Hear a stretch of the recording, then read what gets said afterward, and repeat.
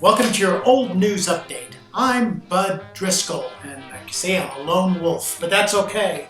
I can do the news entirely by myself. In fact, I'm going to start out with a weather report.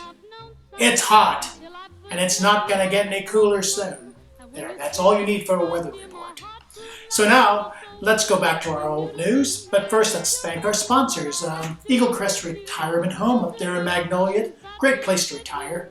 Headley's Clothing, which fits men of Salina, big and small, and the Smoky Hill Museum, 211 West Iron, where history is made every day. Now, topping your old news headlines today, June 25th, 1991, 25 years ago. Some Salinans, get this, work totally nude, and Saline County Sheriff Darrell Wilson wants them to put clothes on. Wilson said a decision Friday by the U.S. Supreme Court might enable the county to regulate nude dancing, and he plans to study the decision and propose an ordinance to the Saline County Commission.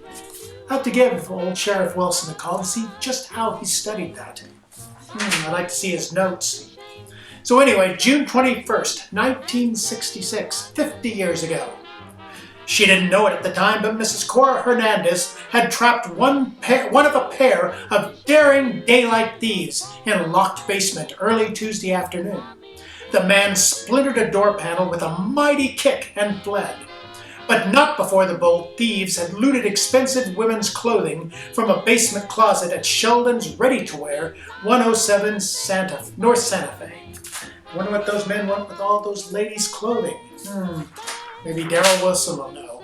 Maybe they're going to use it to cover up the nude dancers. But anyway, let's go back 75 whole years to June 21st, 1941. And this is out of Wilson. Dewey Daniels, a farmer living 7 miles southwest of Wilson, stepped on a rusty nail while working in the yard.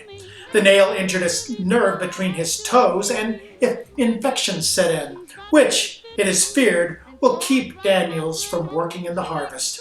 His son, Melbourne, who is employed on the pipeline in the northern part of the state, came home to help during the rush season. Well, it's a good thing a rusty nail does not stop the harvest from being completed. Glad to know that, farmers. All right, now we got to go back 100 entire years to June 19th, 1916.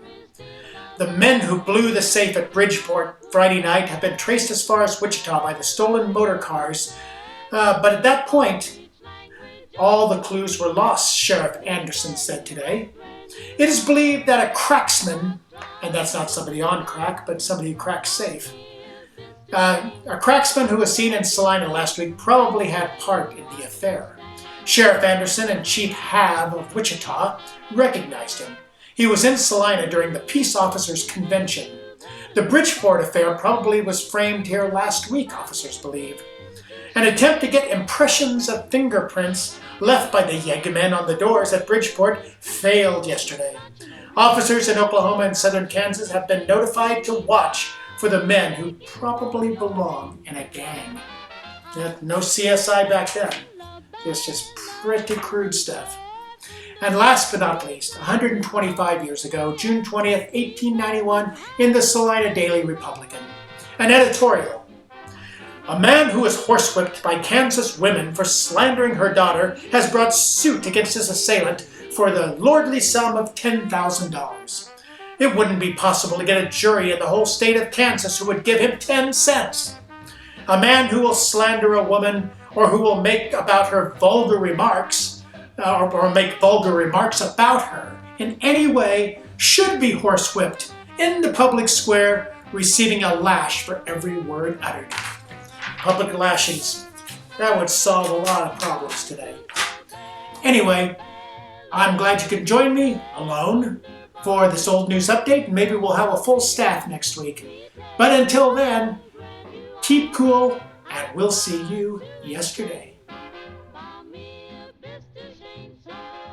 Kiss me and say that you will understand.